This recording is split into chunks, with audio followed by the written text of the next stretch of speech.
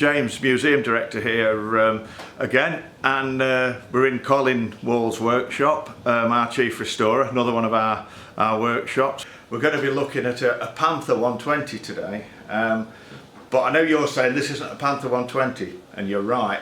This is our pre-war AJS R7 race machine, obviously. And so we're going to start this video with a bit of an appeal. If anybody knows anybody, or if you happen to have some rear bits knocking about, because we're missing a few parts off this bike. Very unusual, this bike, with these rear, with the plunger rear suspension. They look complete, but they're not. So any parts that we've got for these very rare plungers off this pre-war R7, that'd be welcome.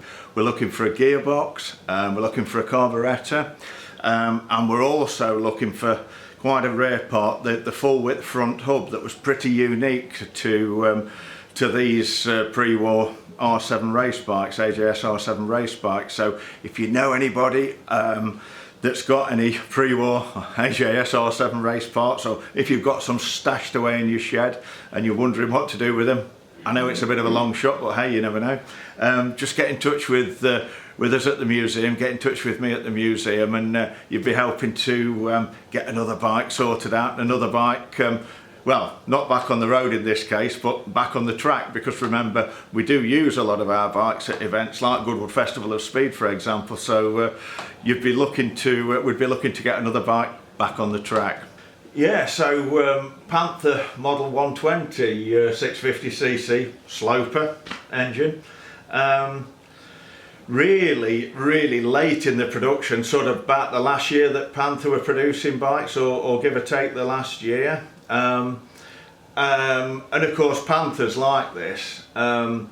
Really, if you look at the bike sort of and think back to 1965, you think, wow, how are they still producing these in 1965? Yeah. Sort of old thing, looks almost 1920s apart from the rear suspension, doesn't it? And the telehydraulic forks. If you took some of those sort of post-war features out, you could almost think it's a 1920s, 1930s bike, which of course many British bikes that carried on post-war were based on pre-war designs, as we know. But yeah, very late in production. As a lot of people know, they were a real sidecar tug, especially the big ones like this Model 120 650cc, and I think almost everybody that bought a Panther like this sort of strapped it to a sidecar. And we think with this one, the frame when we got it was a bit bent, wasn't it? Yeah. The back end was twisted badly. The back subframe? Yeah. Yeah, and so we think that it had been pulling aside for quite a long period of its life. And what were you saying about the motor when you tried to get the motor in? Oh yeah, there's the engine was put into the frame, and obviously the supports, two top supports had to be fitted. And there was a gap of about 4 inches. The engine was down 4 inches below. About 4 inches lower, yeah. So that had to be jacked up. But by all accounts, that seems to be a common occurrence with Panthers. Yeah, because one of our volunteers at the museum, Jeff, he's the ultimate Panther man. He's got about 6 or 7, hasn't he? He told us that, didn't he? Yeah. So that's. I mean, it's a big, heavy engine. Yeah. So little tip, if you're ever rebuilding a big old Panther with a sloper engine like this, chances are it's towed a sidecar, and when you can't get the engine in, that's the reason. So you heard it first here at the National Motorcycle Museum. Mm-hmm. Also, talking of our friend Jeff there, who's a member of the Panther Owners Club and the Panther Owners Club, they've been really helpful getting some bits, haven't they? Because it was mostly there, wasn't it, this bike, although in big lumps, but what was missing? There was a load of, obviously, engine parts, because the engine wasn't totally complete. Right. In the semi-strip state, and so there's a lot of various bolts were missing, and the Panther Owner Club has supplied a lot of newly made parts. Like engine bolts and fasteners and and the rear number plate was missing. Right. And they reproduced those, and there's mainly smaller parts, but the battery carrier was missing as well, and they make those.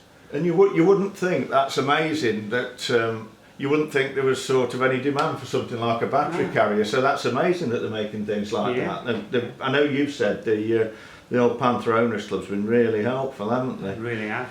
Yeah. And you said there was a few like curiosities, like with the Mag Dyno. Well, Lucas had stopped producing Mag Dynos in, I don't know whether it's 64 or 65, and so there was no Mag Dynos available from Lucas's, and so to complete their bikes, they came on until the end of the line of Panthers. They were buying in second-hand Mag Dynos and reconditioning them and fitting them to complete the bikes. Yeah, that's another interesting fact, isn't it? Yeah, I didn't, until you told me that the other week, I never knew that, yeah. So they're actually putting really second-hand parts on new bikes to get them out the door. Yes, really interesting, that. Things that over the years people will forget these things, and then they'll think, oh, it's wrong, won't they? Yeah. Oh, they didn't put that on that bike, but they actually did, because that was the reason why. Yeah. This, when it came, was in a real rough state, wasn't it? Yeah. Yes, he'd been standing outside a shed for 20 years. Was it over 20 years? Yeah. And not very well protected, and externally the poor old bike had suffered quite a lot, and yeah, there was a lot of work needed to be done on the mud guards and toolbox, oil tank, mud guards, forks, all external parts. A lot of filling before it went for powder coat. Yeah. Yeah, it's all preparation, isn't it, sometimes? To get a decent finished result, it's the preparation's 10 times as long as the finished article, isn't it? I mean, I think I saw the last tax disc, and I don't think from when it was new, 'cause it's 1965, I think the last tax disc was only about 1973-4, so I think it had only been on the road probably less than 10 years before it got stored up, hadn't it? And as you say, it was partly stripped down, wasn't it, when we got it? I mean, a bit of a plug actually for what we do, which I'm sure everybody will forgive me, but when you've got lots of little bits and bobs missing when you get a new project, of course our BMS archive, there's the maintenance manual for said Panther here, but we also do parts lists as well. We've got over 5,000 items of technical literature relating to old bikes, going back to sort of the 1890s.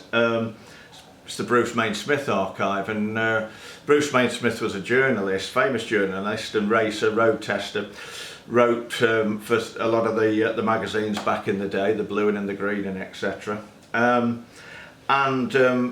In the 1960s he started a company because there was a big demand for these original factory parts lists and manuals, etc, for people doing restorations, and he built a business up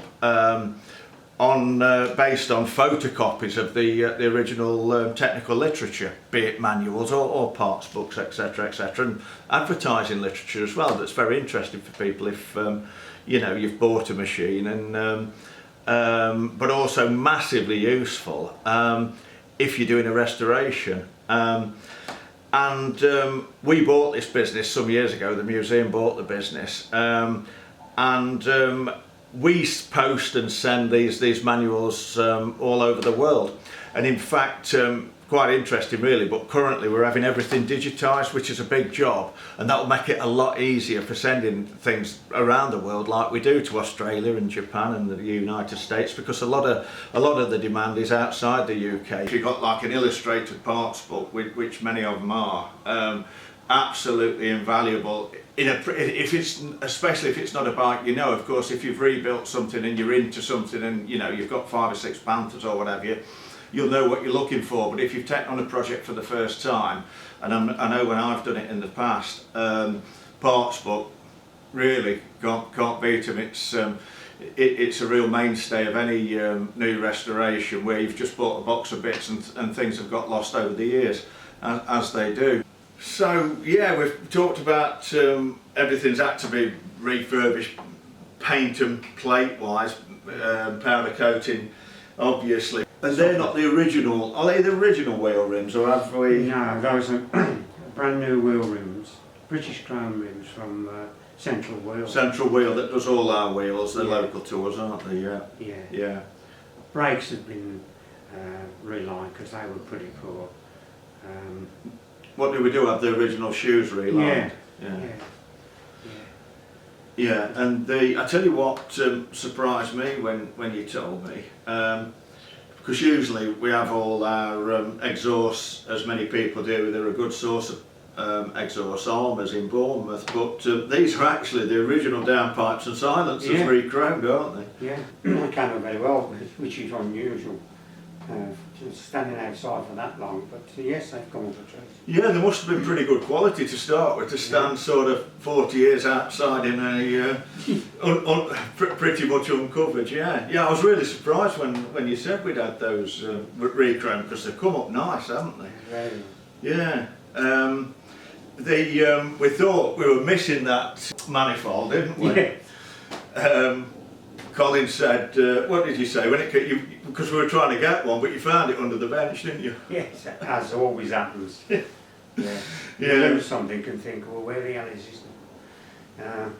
Eventually, after locating another one, moving one of the tool cabinets, and there it was underneath. Underneath, yes. Yeah, we managed to get one, didn't we? Again, Yeah. off our volunteer Jeff, who seems to have a bit of a treasure trove of Panther bits there in his Good job. in his shed. Yeah. Wiring. Have you used a wiring loom that we've bought, or have you done it yourself? No, I try to make all the wiring harnesses up tailor-made to suit the bike. Yeah. Yeah, it's easy. Sometimes they're difficult to get out of. Yeah. But 50s and 60s BSAs try some general British bikes. Yeah, I'll do all the try to do the wiring harness myself if I possibly can. Just find it quicker. Yeah, it's quicker and easier. Yeah. And I suppose, nothing against your wiring skills, but I suppose they're pretty simple on these, aren't they? Yeah, that's straightforward enough. Yeah. We've not done any sort of conversion, have we, for 12 volt? We're just going standard, aren't we? Straightforward 6 volts, yeah.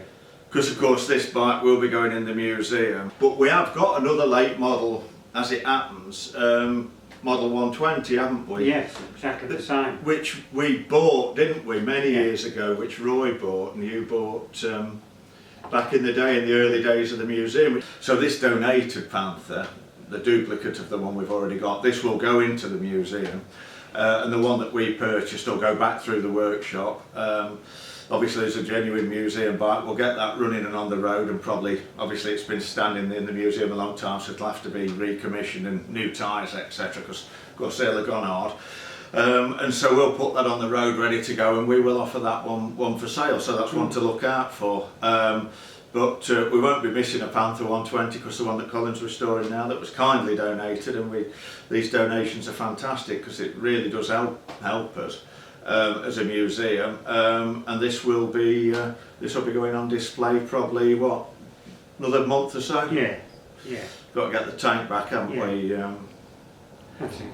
Because is this a red one or a silver one? Silver. Silver. Well, you got the choice, because I think there was 3 colours available in the late ones. A red and chrome panel tank, or silver or black. Or black, yeah. But because we've already had virtually 2 with red tanks, we thought for a change we'll do one in silver. It'll look well in silver, actually, because it's almost it's like that Gold Star silver, isn't it? Yeah, that BSA silver, yeah. That'll look good. So that concludes our second workshop video. Hope you've enjoyed it.